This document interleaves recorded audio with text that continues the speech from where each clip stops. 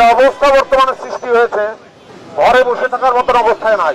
যাদের হত্যা হয়েছে সেসব হত্যার বিচার চাই। পিপল ওই আম জনতা বলি না, আমরা আমের মতো হয়ে গেছি আসলে। এই যে এত ছাত্র হত্যা হলো এবং ছাত্রদের উপর নিপীড়ন হলো, সেটা মেনে নেওয়াটা খুব কঠিন।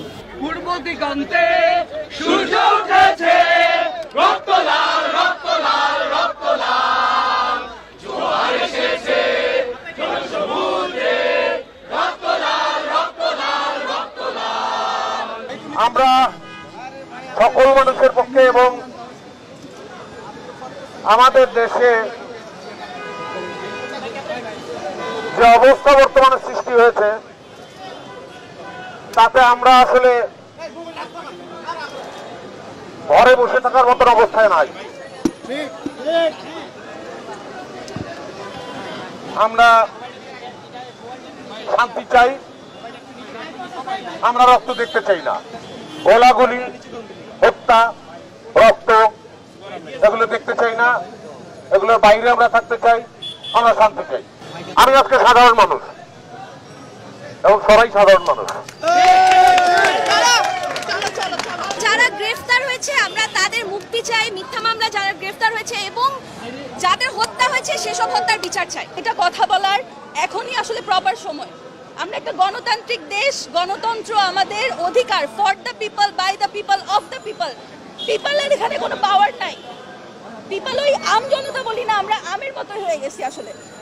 আমরা আমাদের অধিকার সম্পর্কে জানতে চাই, আমরা আমাদের অধিকার সম্পর্কে আরো সচেতন হতে চাই এবং সচেতন আমরা হচ্ছি দেখে আমরা কথা বলছি। নাগরিক হিসেবে আমাদের সাথে কিভাবে কথা বলতে হয় সেটা করেছেন, চেষ্টা করছেন, এইটা একটা ভালো দিক। আমরা এইরকম আরো অনেক ভালো দেখতে চাই। এতগুলো মেধাকে এইভাবে আসলে এই মৃত্যুর জায়গায় পৌঁছে যাওয়া বা এত রক্ত, এত ক্ষত, এইটা আসলে আমি মেনে নিতে পারিনি, আমি মেনে নিতে পারছিও না একজন সাধারণ নাগরিক হিসেবে। এবং যে দাবিটা, সেই দাবিটা শুরুতে যদি কিছুটা আলাপ আলোচনার মধ্যে সমাধান করা যেত, হয়তো বা এত গুম বা এত ধরপাকড়া বা এত মানুষ মরে যাওয়াটা হতো না। রাজনীতি, এই ভয়ের রাজনীতি, এই সন্ত্রাসের রাজনীতি, যেটা রাষ্ট্রীয় সন্ত্রাস, যেভাবে গুলি করে, যেভাবে দমন-নিপীড়ন চলছে, এর বিরুদ্ধে দাঁড়ানোর প্রয়োজন ছিল অনেক আগে। এটা বড্ড দেরি হয়ে গেছে। আমরা তো আগেই দাঁড়াইছি, সমষ্টিগতভাবে দাঁড়াইনি। আজকে সমষ্টিগতভাবে যার যার অবস্থান থেকে তো সবাই দাঁড়াইছে। তো আজকে সমন্বিতভাবে যে আমরা যে আসি এবং এদের সাথে আসি, ছাত্রদের সঙ্গে আসি এবং ন্যায়ের পক্ষে আসি, সেই কারণে এক হয়ে দাঁড়ানো হয়েছে আজকে। রাইট অ্যান্ড রং, আমার কাছে মনে হচ্ছে this is what is going on in the country, this is absolutely রং।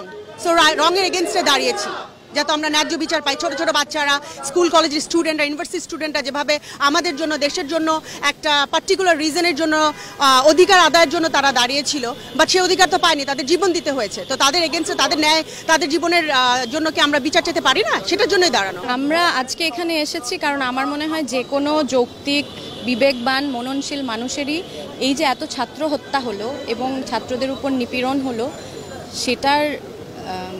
সেটা মেনে নেওয়াটা খুব কঠিন। আমার মনে হয় যে কোনো মানুষের জন্য এটা মেনে নেওয়াটা কঠিন। এটা যেন সুষ্ঠু বিচার হয়, সেইটুকু প্রতিবাদ, সেইটুকু চাওয়া তো আমরা চাইতে পারি। সবাই বলছে মেঘ সাবধানে থাকো, মেঘকে ফোন দিয়ে বলছে, আমাকে বলছে। আসলে এখন সাবধান থাকার মধ্যে কিছু নাই। আমরা বেডরুমে নিরাপত্তা পাইনি, এখন একটা শিশু বাচ্চা ছাদেও তার নিরাপত্তা পায় না।